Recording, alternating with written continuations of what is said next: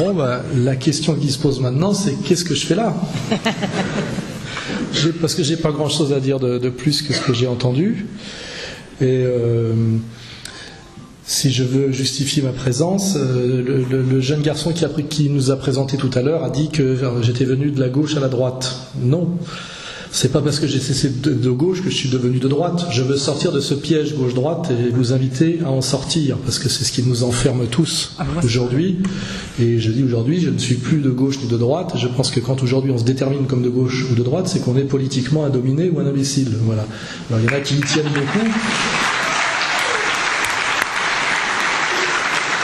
Ce qui ne veut pas dire que ces termes-là n'aient pas de sens justement historique. Moi, ce qui m'intéresse chez Maurras, vous savez que je viens du marxisme et du Parti communiste, mais que j'ai jamais été un scolastique du communisme, c'est-à-dire quelqu'un qui a pris le capital pour un nouvel évangile. Je me suis intéressé à un outil critique très performant pour critiquer l'épopée libérale qui s'appelle le matérialisme dialectique et historique, ou inversement, qui ressemble beaucoup à l'empirisme organisateur, puisque c'est une pensée comme celle de Maurras, historique et dialectique. Or, il n'y a pour moi d'intelligence, sauf pour les religieux, ce qui est autre chose. Il y a soit la révélation, vous avez entendu des voix, je ne peux pas en discuter, et là vous êtes religieux, soit vous pensez, et si vous pensez, vous ne pouvez penser qu'historiquement et dialectiquement. Sinon vous faites semblant de penser, ou vous croyez que vous pensez. Voilà. Et pour ça, dans la séquence historique qui est la nôtre, qui s'appelle l'épopée libérale, qui est une séquence à la fois philosophique et économique, les deux s'engendrent réciproquement. Les deux outils critiques qui nous ont été offerts pour critiquer, je dirais, et par la gauche et par la droite, le monde dans lequel nous vivons, qui est le seul vrai totalitarisme, puisqu'il a triomphé de tous les autres et il a soumis tous ceux qu'il a désignés comme totalitarisme, et ces deux outils critiques sont le marxisme et le maurassisme, d'une certaine manière, mais bien compris, qui sont deux outils critiques, historiques et dialectiques. Et moi, venant du marxisme, il m'a semblé très intéressant pour être efficace et augmenter ma capacité et mes performances de découvrir l'outil critique, je dirais, de droite. Et j'ai invité de la même manière ceux qui venaient de l'autre côté à faire le chemin inverse. Et c'est d'ailleurs ces réflexions ont entraîné une action, parce que comme il y a toujours réflexion et action simultanée, quand je suis passé par le Front National, comme vous le savez, en conscience, j'ai dit aux gens que j'ai rencontrés là-bas, vous détenez un savoir historique et une connaissance et une honnêteté qui se perd et qui est fondamentale. Il est dommage parfois que vous soyez fragilisés car vous ne connaissez rien à la pensée d'en face de la gauche. J'ai eu des discussions très intéressantes avec un honnête homme cultivé qui est Bruno Gollnisch, personnage charmant, cultivé, totalement respectable. Je crois que Raymond Barre, 15 jours avant sa mort, a avoué que c'était un honnête homme, parce qu'il savait qu'il allait mourir 15 jours après. Il a aussi fait d'autres petites révélations, pour ceux qui s'en souviennent, au sujet d'un certain lobby qui l'aurait persécuté ignominieusement. Enfin, il a été courageux parce qu'il mourrait 15 jours après. C'est un peu le courage à la française en ce moment, depuis mes 40, malheureusement. Donc je disais, pour revenir à Gollnisch, c'est dommage que toi qui connais si bien l'histoire de la droite française et des droites françaises, qui sont nombreuses, puisque l'autre jour on a discuté tous les deux, je dis c'est dommage d'employer le mot réactionnaire, parce que le mot réactionnaire c'est la pensée de la vengeance et de la revanche, sans vouloir comprendre ce qui s'est passé pour qu'on perde la partie. Si à un moment donné la monarchie tombe, c'est qu'elle mérite de tomber d'une certaine manière, c'est qu'elle est plus capable de se tenir par elle-même.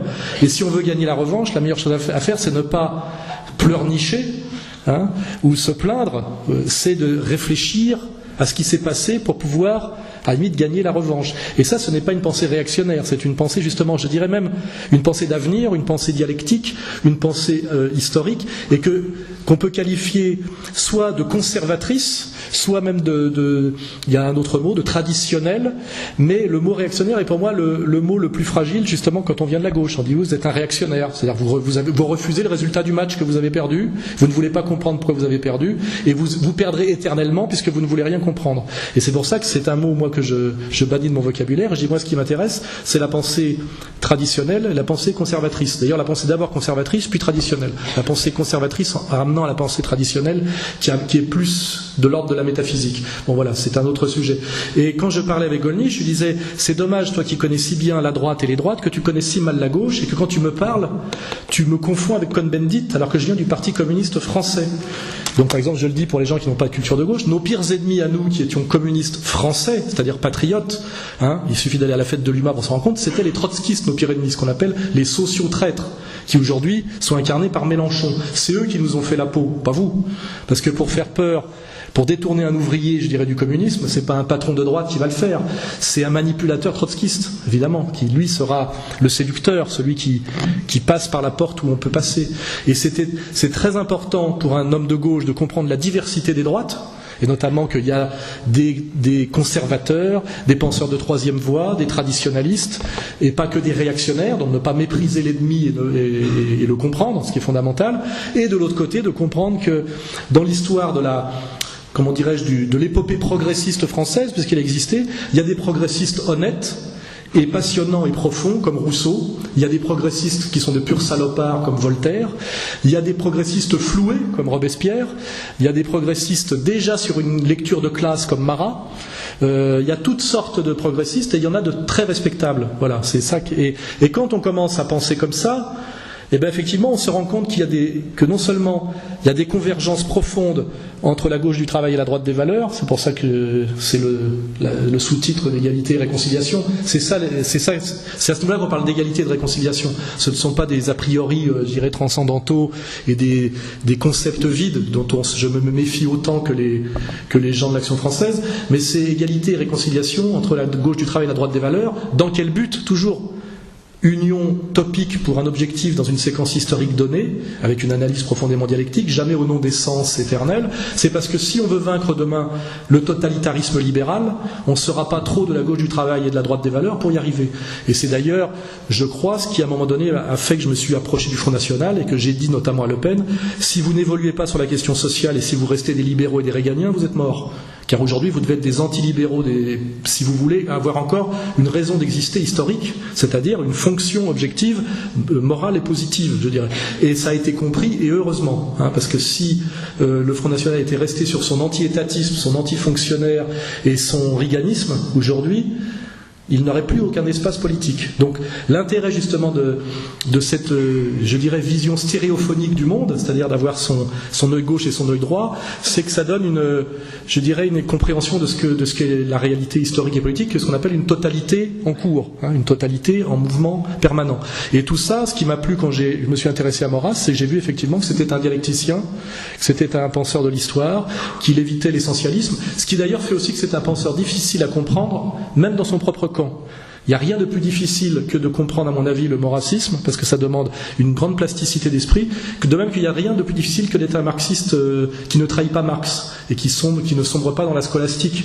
C'est-à-dire, il y a des gens qui cherchent pourquoi avez-vous trahi le prolétariat? Je dis non, parce qu'à un moment donné, les forces productives engendrant des mutations des rapports de production et les rapports de production engendrant des mutations de classe, à un moment donné, le constat de 1860 n'est plus le constat d'aujourd'hui, et quand on est dans la nostalgie, on est un penseur réactionnaire, et c'est le contresens absolu quand on prétend être un penseur de l'histoire et de la dialectique. Et malheureusement, je vous le dis, il y a largement autant d'imbéciles à gauche qui ont d'ailleurs conduit finalement à la destruction totale de cet outil pertinent qui était le marxisme pour critiquer le libéralisme, et qui a amené finalement le sommet de la connerie, enfin à mon avis qu'on peut faire comme constat, c'est le NPA, où on en arrive à la fin, et il ne reste plus que de l'internationalisme que le métissage et l'antiracisme, vous voyez, qui est quand même le niveau zéro de la pensée ouvrière, vous voyez, voilà. Donc on voit bien que c'est à droite on est tombé dans la soumission totale à une pensée HEC libérale anglo-saxonne, et puis à gauche à Besancenot, et aujourd'hui quelqu'un d'un peu plus malin que Besancenot qui est Mélenchon, mais qui en réalité amène à la même chose. Donc l'intérêt d'être là ce soir, c'est effectivement d'arriver à additionner, et à aussi, quand on les additionne, de les faire se critiquer réciproquement, ces deux outils critiques du même ennemi central qui est l'ennemi, je dirais, fondamental, car c'est lui qui a le pouvoir, car c'est souvent aussi ce que j'explique, ça ne sert pas grand-chose de se battre contre des gens qui ont perdu le pouvoir depuis longtemps et qui sont des perdants. On voit bien que les monarchistes aujourd'hui, Moi, il y a des gens qui m'ont critiqué parce que pratiquement j'aurais un nom avec une particule. Il faut déjà être très con pour penser qu'une particule veut dire noble, noblesse. Et puis même si on est d'origine aristocratique, ce que je suis par ma mère, c'est pas pour ça qu'on a hérité d'un château avec les terres qui vont autour et d'une rente. En général, même si on a eu la malchance d'hériter d'un château, c'est la ruine garantie parce que ça coûte cher. Parce que contrairement, vous savez, aux dynasties anglaises qui nous donnent qui est le droit d'aînesse, en Angleterre, on hérite du château et du village autour avec tous les loyers à toucher et toutes les terres. En France, avec ce droit très égalitaire qui est le droit familial français, dont parle très bien Todd, on a le château mais on n'a rien d'autre, on n'a que les frais de toiture, ce qui est en général ce qui fait qu'on est ruiné. Et tout ça, c'est cette pensée stupide de gauche comme de droite qui fait que c'est très catastrophique d'essayer de dialoguer avec malheureusement le soumis moyen, qui est l'imbécile moyen malgré lui, parce que ce soit pour parler de la gauche à droite, il ne dit que des âneries. Et moi, la seule chose que j'essaye de faire modestement, parce que mes tentatives, je dirais, de jeunesse insurrectionnelle, mon pathos révolutionnaire m'ont conduit progressivement à la modestie, c'est d'essayer de contribuer à faire un peu monter le niveau de conscience, je dirais, citoyenne, parce que je me dis que quelqu'un qui a une vraie culture politique est un peu moins facilement manipulable, et je crois que c'est la démarche, je dirais, la plus modeste, la plus saine et la plus fondamentale à entreprendre avant de pousser les gens à voter, ce que moi, personnellement, je ne fais plus. Voilà. Donc, les raisons de ma présence ici, effectivement, c'est déjà de renouer avec quelque chose qui a existé avant la guerre de 14 et qui a d'ailleurs été détruit par la guerre de 14, c'est-à-dire le haro contre les Boches, qui était le cercle Proudhon, c'est-à-dire cette discussion intelligente et fraternelle entre la droite maurassienne et la gauche issue, on va dire, du syndicalisme révolutionnaire, qui, comme ils n'avaient pas adhéré à l'arrogance du socialisme scientifique, c'était quand même capable de dialoguer, puisqu'il y a eu aussi, je le reconnais, une des explications qui fait aujourd'hui un violent rejet du marxisme, ça a été la très grande arrogance du marxisme universitaire pendant des générations, qui a quand même été très arrogant sur le plan du concept en méprisant absolument tout le monde, surtout après 45, et qui aussi a bénéficié d'un partage de pouvoir très malhonnête qui était la culture à la gauche marxiste et la gestion des affaires à la droite patronale. Ce qui fait que cette hégémonie culturelle et universitaire du marxisme dans les années de 45 finalement à 68 a fait que ces gens-là ont été terriblement arrogants et agaçants, et qu'aujourd'hui qu'ils sont affaiblis, effectivement on a plaisir à piétiner des puissances affaiblies comme on a plaisir à piétiner l'ancien empire français. On le voit avec la manière dont on se fait systématiquement injurier par ceux qui sont soi-disant chargés de parler au nom des jeunes de l'immigration, et qui d'ailleurs ce ne sont souvent d'ailleurs pas eux qui parlent. Moi je me rends compte, quand on parle réellement avec les jeunes issus d'immigration, ils ne disent pas la même chose que les journalistes trotskistes qui parlent en leur nom. Ça c'est l'histoire des SOS Racisme, et pour ceux qui veulent savoir de quoi je parle, qu'ils regardent l'incroyable vidéo que nous avons mis en ligne sur le site, qui est le témoignage de Madame Belgoul sur comment la marche des beurs a été trahie, récupérée et entièrement retournée par les trotskistes des SOS Racisme, qui n'étaient absolument pas issus de l'immigration et ni de la classe populaire. Voilà. Donc voilà, je digresse un peu là-dessus. J'ai pris quelques notes aussi.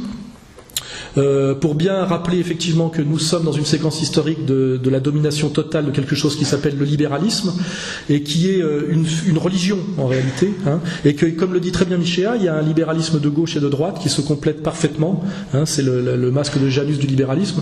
Pour ça, je renvoie aux excellents livres et aux excellentes conférences de Michéa, qui est très très bon sur le sujet. D'ailleurs, il est même tellement bon sur le sujet qu'il n'ose pas aller au-delà, et qu'il a tendance presque à tourner en rond, parce qu'aller au-delà, ça serait, comme je le dis, non plus viser mais tirer. Il faudrait désigner des cibles, et là, à mon avis, il se mettrait dans le rouge, comme je me suis moi-même mis dans le rouge, parce qu'au-delà des concepts, dans l'histoire, il y a des gens qui portent les concepts, et des groupes, n'est-ce pas, et dire les concepts, c'est autorisé dans l'université, mais donner les noms des gens qui animent et qui portent les concepts, vous voyez, vous pouvez parler du néolibéralisme le plus dégoûtant, vous avez le droit, mais si vous mettez Jacques Attali à côté, vous commencez déjà à vous mettre un peu dans le rouge. Et si après vous montrez qu'il appartient à une caste, qui serait peut-être même une communauté, et là, ça devient très très risqué. Voilà, donc donc vous comprenez pourquoi certains universitaires, qui sont des fonctionnaires d'État, je rappelle quand même que ces gens-là sont payés par l'État, donc payés par les gens qui sont censés plus ou moins combattre ou critiquer. Il y a pour les universitaires une limite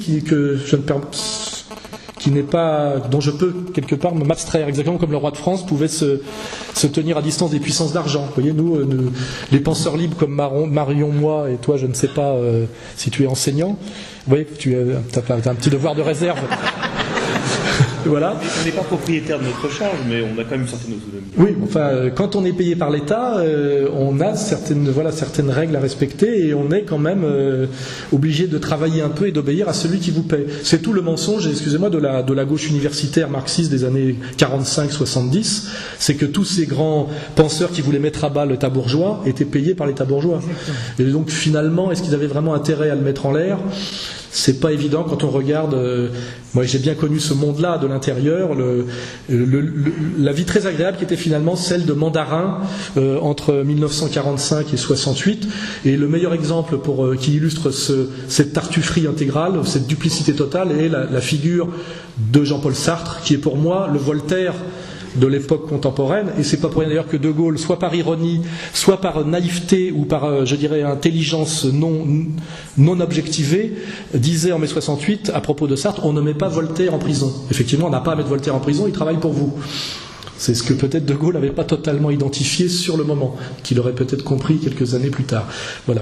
Donc ça, c'est ce qu'il faut bien rappeler. Nous combattons contre un ennemi puissant qui a le pouvoir et qui en a de plus en plus, qui est ce que Hegel appelait la bête sauvage, qui est l'ogre libéral, qui est une religion qui s'appuie effectivement sur quelque chose de très joli qui s'appelle les droits de l'homme, l'égalitarisme abstrait, quelque chose de très fumeux puisque c'est totalement abstrait, et qui en fait derrière, si on veut être honnête, ce que j'appelle moi l'apologie d'un modèle qui s'appelle la démocratie et qui est en réalité, quand on creuse, on appelle la démocratie de marché et d'opinion.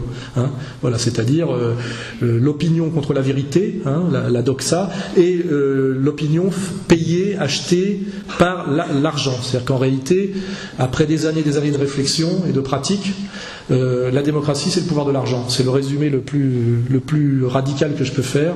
Et effectivement, qui pouvait résister au pouvoir de l'argent? Celui qui en avait beaucoup, comme le roi, et celui qui n'en a pas du tout et qui n'en a pas vraiment besoin, qui peut être effectivement l'être dont parle Orwell, peut-être en l'idéalisant un peu, qui est celui effectivement qui, à l'échelle dans laquelle il vit, ne se pose pas ce genre de questions. Voilà. Et qui est le plus corruptible? Évidemment, tous ceux qui se retrouvent entre les deux.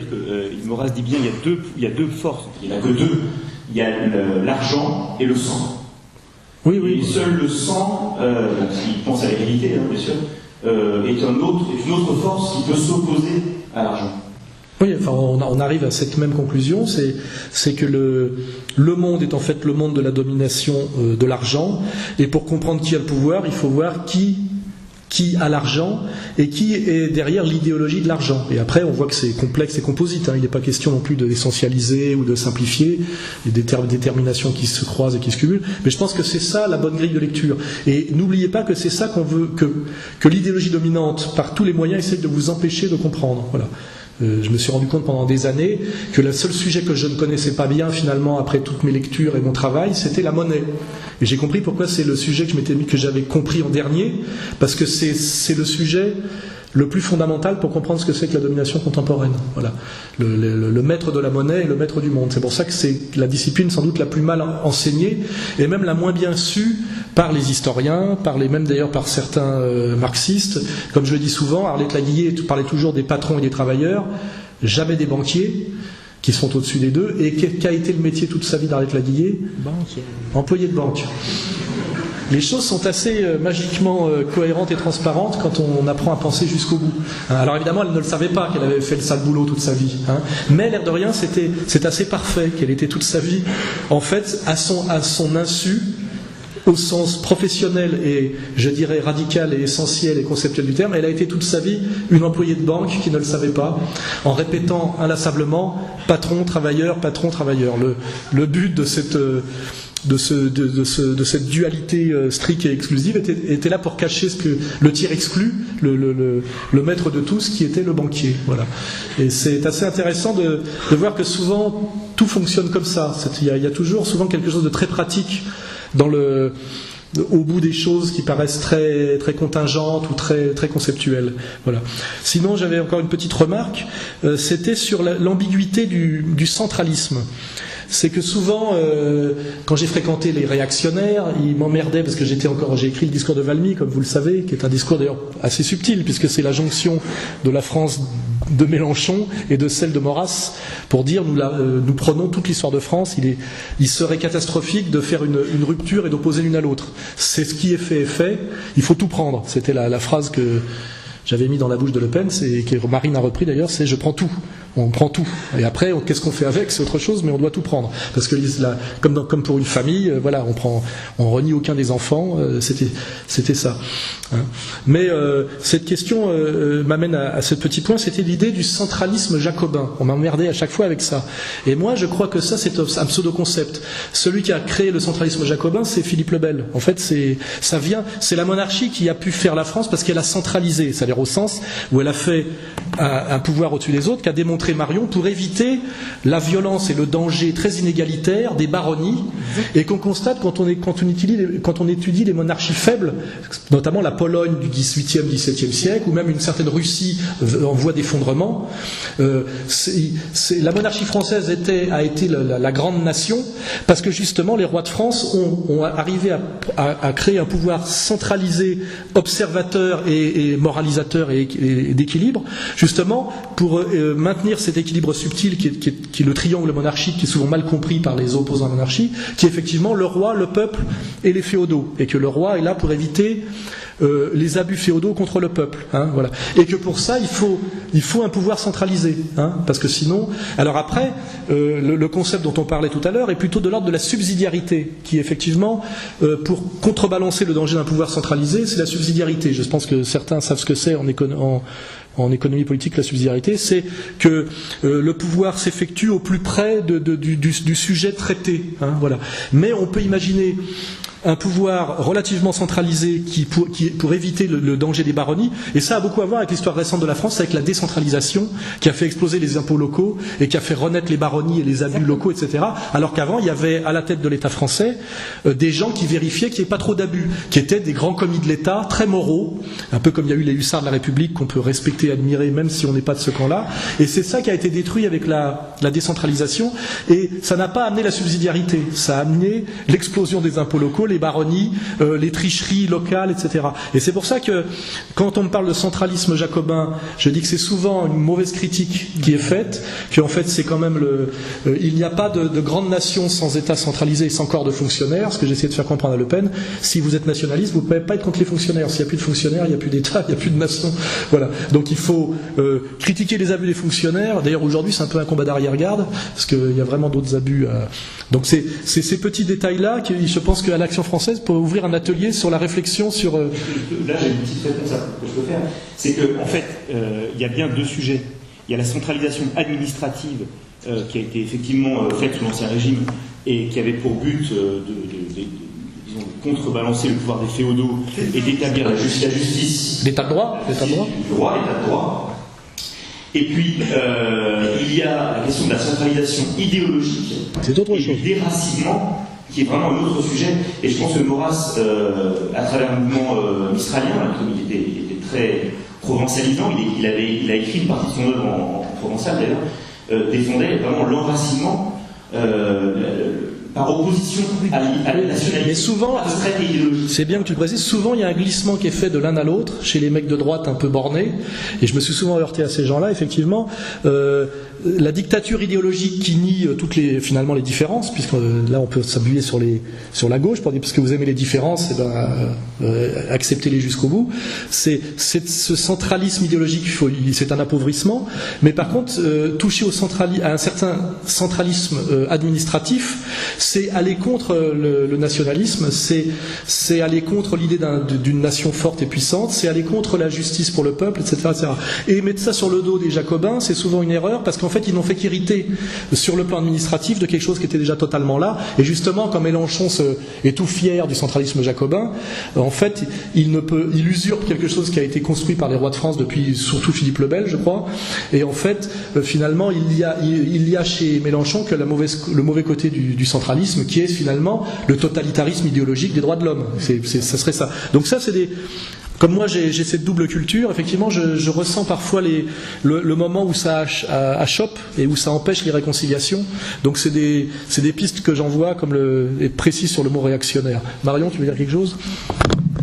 Oui, je voulais dire que sur recommandation également de Colbert, Louis XIV est celui qui a réussi à arrêter la chasse aux sorcières. Alors j'ai fait une vidéo pour expliquer ce que j'en ai compris. Vous avez Jean Delumeau qui a assez bien étudié la chose, pas uniquement, enfin il y a un tas d'historiens qui sont passés sur la chose, mais j'ai compris que la seule autorité susceptible d'arrêter la chasse aux sorcières, c'était l'autorité royale centralisée. C'est ce qu'on appellerait jacobine dans d'autres termes. Pourquoi ? Parce que les procès en sorcellerie étaient des folies collectives qui prenaient les gens de village en village, de lieu en lieu, et que personne ne pouvait arrêter sur place. Et les pays qui n'avaient pas, la Suisse par exemple, qui était beaucoup plus, qui fonctionnait tout à fait décentralisé, a continué de brûler les sorcières longtemps après la France. Il a suffi que le roi dise j'interdis parce que tel est mon plaisir, ça s'est arrêté net. Et je vous assure qu'il y avait de quoi arrêter. Donc voilà, des bienfaits d'un certain pouvoir centralisé, fort et au-dessus des baronnies. Sur réactionnaire, juste, en fait, ce qu'il faut comprendre, c'est que chez nous, réactionnaire, c'est conservateur avec le panache en plus. C'est souvent comme ça que le mot réactionnaire, contrairement, effectivement, quand on vient du marxisme, le mot réactionnaire... Non, mais c'est surtout la critique que font les gens de gauche. Quand on traite quelqu'un de réactionnaire, c'est-à-dire un vieux con qui ne veut rien comprendre à la modernité. Dans la droite catholique, dans la droite traditionnelle, souvent le mot réactionnaire désigne un certain panache par opposition au conservatisme qui apparaît souvent comme une façon de pactiser avec l'ordre bourgeois tel qu'il est et d'essayer de le sauver. Il y a Pierre Boutan qui disait il parlait de cet ordre justement qui finalement n'était plus qu'un désordre, il n'y avait plus rien à sauver finalement de l'ordre tel qu'il était. Non, mais moi j'insiste pour que, venant d'un autre monde, que vous soyez précis sur cette définition pour éviter les pièges ou les défaites injustes, quoi. Après, le dernier sujet effectivement qui est très intéressant et qui rejoint égalité et réconciliation, c'est sur l'idée, qui est une idée très actuelle et très légitime, d'identité. Hein, le sursaut, la colère identitaire française à cause d'une immigration incontrôlée, exponentielle due à Schengen, etc. Et la question identitaire est fondamentale, il n'est pas question de la nier. Après, moi, comme je le dis souvent, et ça rejoint comme par hasard la pensée maurassienne, c'est que moi je suis un identitaire français, je ne suis ni un identitaire anglais ni allemand. Et c'est vrai que Maurras, pour ça, c'est très bien aussi, parce que sans tomber dans les abstractions droits de l'homiste qui nient toute origine, tout enracinement ethnoculturel. Moi, je me suis fait insulter parce que j'ai dit effectivement qu'un Français de souche, c'était en général un Français d'abord européen et catholique. Je me suis fait insulter par des gens qui disaient que c'était un scandale. Si je leur dis, si je transpose pour le Maroc, vous trouvez ça tout à fait normal, je dis ce qu'il y a marocain, c'est d'abord un type issu du Maghreb et de religion musulmane. Là, ça les gêne pas du tout. Mais ils ont tellement été lobotomisés par la gauche dictatoriale française que dès qu'on dit, c'est comme logique, quand je dis la France aux Français, au début, comme je faisais des conférences à public mixte, et je dis la France aux Français, c'était nazi. Je me dis, attends, le Maroc aux Marocains, vous trouvez ça comment? Ah bah ça c'est bien. L'Algérie aux Algériens, bah ça c'est normal. Et d'un seul coup, bah voilà. Donc voilà. Alors après, ah bon, donc tu es un patriote français comme moi, je suis un patriote algérien. Oui. Ah bah alors respect. Vous voyez, on a tout un travail à faire malheureusement. Et sur la question identitaire, c'est assez subtil parce qu'effectivement l'identité française qui est liée à la géographie de la France, à sa géopolitique, hein, puisqu'on a la Languedoc, enfin le pays d'Oc, le pays d'Oil, on a des gens, on a la mer du Nord, on a la Manche, on a l'Atlantique, on a la Méditerranée. On est un pays qui, par son être même géographique, est un pays de diversité. Par exemple, on ne peut pas se choquer profondément qu'il y ait des Maghrébins à Marseille, puisque c'est quand même un port sur la Méditerranée, depuis qui a des échanges avec le Sud depuis 2500 ans, etc. Par contre, quand je vois qu'il y a des émeutes ethniques avec des musulmans en Suède, là je comprends pas, parce qu'il n'y a pas d'histoire coloniale de la Suède qui justifie effectivement un problème de communauté musulmane inassimilée en Suède. Pour vous dire que effectivement la question de l'identité française est beaucoup plus subtile que pour des tas d'autres pays. Tu l'as très bien dit pour l'Allemagne ou pour l'Angleterre, qui est autre chose. L'Angleterre est un pays communautaire en Angleterre, personne ne se choque qu'une femme ait une burqa. Ce qui est agaçant pour un Anglais, ça serait qu'un musulman mette un kilt, parce qu'on n'aime pas on n'aime pas que quelqu'un qui n'est pas de sa race se mette à vous imiter. Vous voyez, c'est presque l'inverse. C'est reste dans ta communauté et on coexiste pacifiquement dans une ignorance réciproque. Ce n'est pas la tradition française. Donc en fait, quand on s'inscrit dans l'identité française, il faut comprendre profondément ce que veut dire identité française. Alors moi, j'ai constaté que beaucoup de gens aujourd'hui qui légitimement sont en colère identitaire parce que la France est en train d'être dévastée dans tous les sens, se mettent sur le modèle identitaire allemand. Parce que sans doute ça a été le plus audible dans les années 40, vous voyez, mais c'est pas pour ça que c'est le nôtre. Voilà. Donc effectivement, je dis soyez des identitaires français, vous verrez que là, il est possible effectivement d'agréger pour la plus grande gloire de la nation française, de la grande nation, effectivement, des gens issus de notre ancien empire colonial, dès lors qui ratifient la charte française, je dirais, qui n'est pas seulement formelle, mais dès lors qu'ils se mettent à aimer profondément le pays dans lequel ils sont nés, qui commencent à comprendre son idiosyncrasie, son histoire, etc. Et que ce rejet total, comme certains m'en parlent, qui me disent il y avait même, excusez-moi, mais malgré la mort tragique de Vénère, effectivement, je n'étais pas sur sa ligne totalement. Voilà. J'estime que la France a un axe est qui est un axe européen, évidemment. Paris, Berlin, Belgrade, Moscou, absolument à travailler. Puis aussi un axe sud qui est le sien depuis très longtemps, avec la francophonie, le fait que que même quand un excité franco-algérien nourri au FLN, même quand il m'insulte en français, ce qui est pas mal déjà. C'est dans ma langue. Ce qu'il faut pas oublier, et qu'il y a effectivement la francophonie qui est quelque chose à laquelle on ne doit pas tourner le dos. Ça fait partie des cartes de la France, comme aussi son espace maritime, qui, je le rappelle, est le 2e espace maritime du monde. C'est très important. Et ça, c'est des cartes de la France, et que parfois certains déchirent effectivement par un agacement légitime, mais qui les mènent vers des positions qui, à mon avis, ne sont pas compatibles avec la tradition française, avec le génie français, avec l'intérêt français bien compris.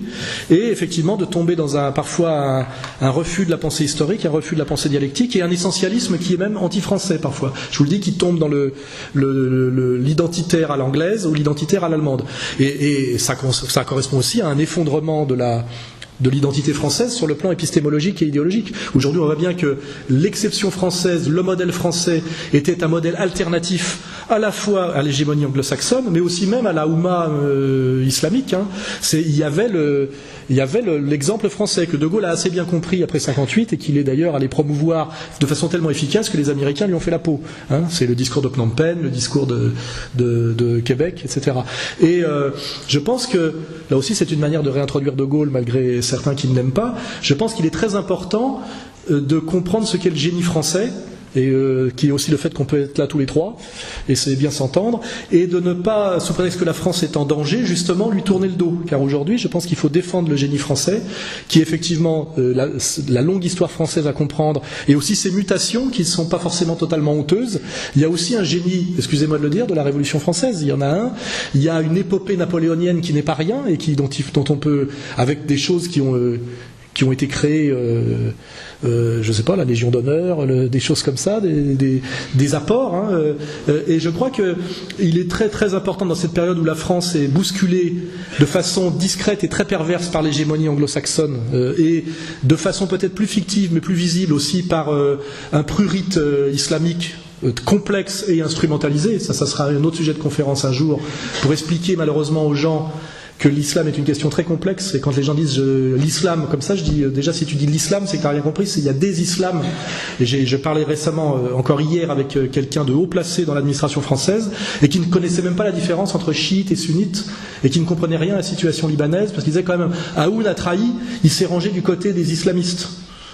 Et là, les bras m'en tombent, le mec est haut fonctionnaire et il ne sait pas que le Hezbollah, ce sont des chiites qui se battent à mort contre les islamistes de la tendance wahhabo-qatari, et que ce qui permet aujourd'hui au Liban de tenir malgré toutes les manipulations et les agressions extérieures essentiellement dues à la puissance sioniste, c'est justement ce pacte de réconciliation nationale entre le Hezbollah chiite et les chrétiens du général Aoun.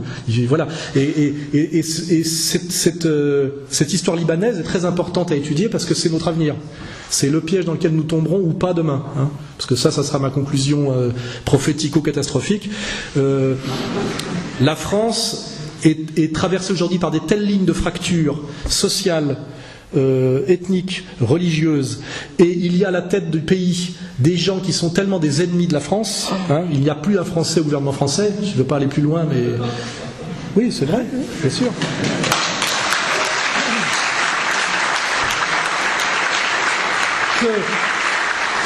Comme pour la Yougoslavie, comme pour le Liban, et même comme pour un moment donné, quand on a essayé de détruire la Russie après Eltsine, la France est un pays terriblement en danger si nous ne sommes pas supérieurement intelligents pour éviter les pièges. On peut aujourd'hui créer une grève générale au niveau des travailleurs, avec la destruction du contrat à durée indéterminée, c'est possible, Mélenchon s'en chargera. On peut faire une grève générale des profs et des fonctionnaires, une grève générale des étudiants, et de gauche et de droite, avec le printemps français, on pourra même les mettre face à face. On peut faire des irruptions ethnico-confessionnelles en banlieue avec l'argent du Qatar et les manipulations de la DCRI, etc., des affaires Mera multipliées à n'en plus finir. On peut faire péter le pays dans tous les sens, pendant que, comme vous le savez, on a démoralisé totalement la police, et on est en train de détruire l'armée française, vous le savez, par le livre blanc.